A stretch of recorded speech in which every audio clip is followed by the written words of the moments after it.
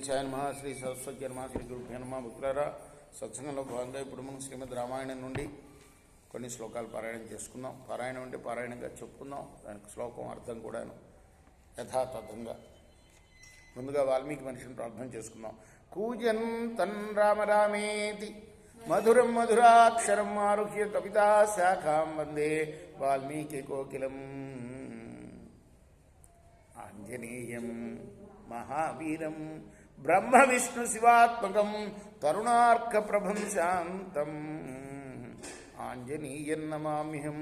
సదా నింబవృక్షస్య మూలాధివాసాత్ సుధాస్రావిణం తిక్తమప్యప్రియంతం కరుం కల్పవృక్షాధికం సాధయంతం నమామీశ్వరం సద్గురుం సాయినాథం. సమర్థ సద్గురు సాయినాథ్ మహారాజ్ కీ జై.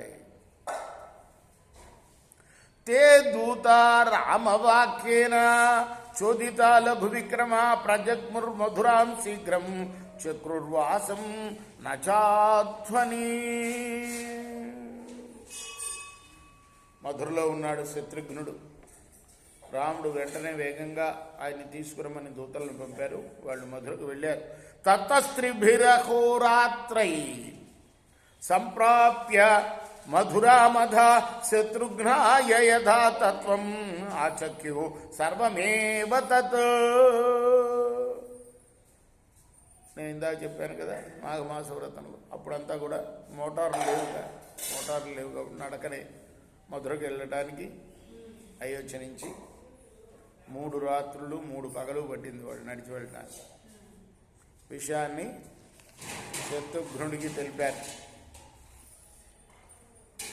లక్ష్మణస్య పరిత్యాగం ప్రతిజ్ఞాం రాఘవస్య చ పుత్రయోరభిషేకం చ పౌరానుగమనం తథా అన్నీ చెప్పారు. రాముడు చేసిన ప్రతిజ్ఞ, లక్ష్మణుడు వెళ్ళిపోవటం. ఎక్కడ వెళ్ళిపోయాడు? స్వర్గానికి పంపించేశాడు. సశరీరంగా వెళ్ళిపోయాడు స్వర్గానికి లక్ష్మణుడు.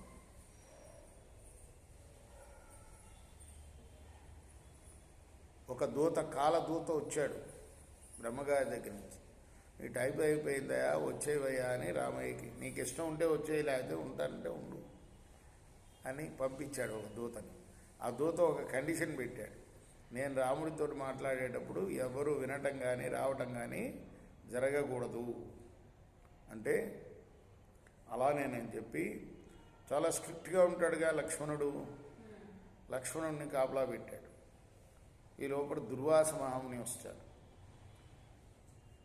నేను వేగమే వెళ్ళి కలవాలి. పాపం ఆలోచించుకున్నాడు, పోతే నేనే కదా పోయేది. ఆయన ఆపామనుకో ఆయన అందరినీ శపించేస్తాడు, రాముని నన్ను అందరినీ కూడా. కాబట్టి ఆయన్ని వదిలేద్దాం అని వదిలేశాడు. ఆ తర్వాత రాముడు ప్రతిజ్ఞ ప్రకారం లక్ష్మణుణ్ణి మరి వెళ్ళటానికి అనుమతిస్తాడు. బ్రహ్మదేవుడు స్వయంగా వచ్చి ఆయన్ని తీసుకెళ్ళిపోతాడు సశరీరంగా. అదంతా చెప్పుకున్నాం మనం. ఈ కథ అంతా కూడాను రాముడి యొక్క ప్రతిజ్ఞ, లక్ష్మణుడు వెళ్ళిపోవటం. ఆ తర్వాత కుశలవులకి అభిషేకం చేస్తాడు. నేను కూడా లక్ష్మణుడు లేని నేను ఉండను, నేను కూడా వెళ్ళిపోతాను రాముడు. భరతునికి అభిషేకం చేస్తా అంటే భరతుడు నేను వద్దు, నువ్వు లేకుండా అసలు నేను ఉండను అని అంటాడు ఆయన. కాబట్టి భరతుడు కూడా వెళ్ళటానికి సన్నద్ధుడయ్యాడు. అందుకోసం కుశలవులకి పట్టాభిషేకం చేశాడు. వాళ్ళిద్దరికీ సగం పనిచేశాడు రాజ్యాన్ని. ఇదంతా కూడాను శత్రుఘ్నుడు లేడు అక్కడ. శత్రుఘ్నుడిని తీసుకురమ్మని దూతల్లో పంపారు కదా, వాళ్ళన్న ఈ విషయం అంతా శత్రుఘ్నుడికి చెప్పారు.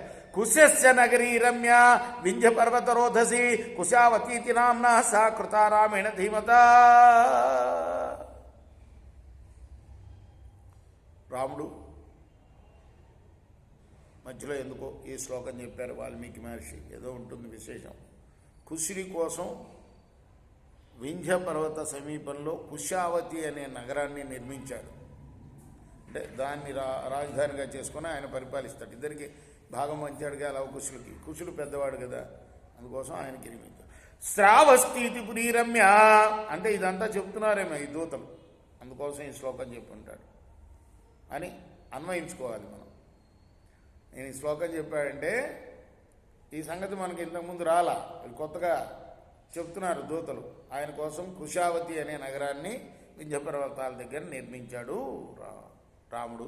శ్రావస్థితి పురీ రమ్య శ్రావితాచల వస్య అయోధ్యామిచిరాం కృత్వా రాఘవ భరతస్తదా స్వర్గస్య గమనోద్యోగం కృతవంతో మహారథో. ఇక లవుడి కోసం కూడా ఒక పురం నిర్మించాడు. దాని పేరు శ్రావస్థి అట. చివరికి ఏం చేశాడంటే, ప్రజలు కూడా మేము అయోధ్యలో ఉండవు నువ్వు లేనిది అని అన్నారట. అందుకోసం ప్రజలందరూ కూడా అయోధ్యను ఖాళీ చేసి వెళ్ళిపోతున్నారు. కాబట్టి ఖాళీ అయిన రాజ్యం పిల్లలకు అప్పచెప్పడం ఏమిటి అని ఆయనకు ఒక రాజ్యం, ఈయనకు ఒక రాజ్యం ప్రత్యేకంగా నిర్మించి ఇచ్చాడనమాట. శూన్యం చేశాడు అయోధ్యని. ఇదంతా చెప్పాడు. ఆయన రెడీగా ఉన్నాడయా, స్వర్గానికి వెళ్ళడానికి ప్రయత్నం చేస్తున్నాడు రాముడు, మిమ్మల్ని తీసుకురమ్మన్నారు. ఏవం సర్వనివేద్యాసు శత్రుఘ్నాయ మహాత్మనే విరేముస్తే తతో దూతాస్వర రాజేతి చాబ్రవాల్.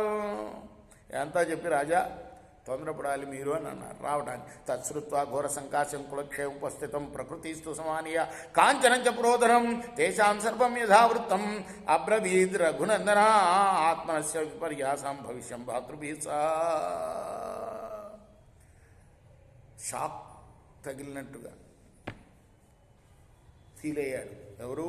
శత్రుఘ్నుడు. ఆ వార్త విని వెంటనే తన పురోహితుడైన కాంచనుణ్ణి పిలిచి వారికి జరిగిన విషయం అంతా తెలిపి తనకు కూడా రాబోయే శరీర త్యాగాన్ని గురించి చెప్పాడు. అంటే వాళ్ళేది ఈయన కూడా ఉండలేడనమాట. ఒకళ్ళేగా కదా. లక్ష్మణుడు పైకి వెళ్ళంగానే వాళ్ళందరూ సంతోషించారట పైన వాళ్ళు. ఎందుకంటే ఒక భాగం వచ్చేసింది పైకి. ఒకడే నలుగురిగా పుట్టాడు కదా ఆయన. తథా పుత్రద్వయం వీర సోభ్యశంచన్ నరాధిపా సుబాహుర్మధురాం లేభే శత్రుఘాతీ చ వైదశీం. ఆ తర్వాత రాజు పుత్రులిద్దరిని రాజాభిషక్తులను చేశాడు. సుబాహు మధురని, శత్రుఘాతి వైదేశీ నగరాన్ని పొందాడు. ఆయన కొడుకు శత్రుఘ్నుడు కొడుకులు ఆయనకు కూడా పనిచేశాడు. అంటే ఈయన కూడా ప్యాకప్ చేసుకున్నాడు, ప్రయాణానికి రెడీ అవుతున్నాడు అన్నమాట. ఇక్కడ మనం ఆపుతాం. రేపు 10వ శ్లోకం నుండి కొనసాగిద్దాం ఈ సర్గని. కృష్ణార్పణమస్తు.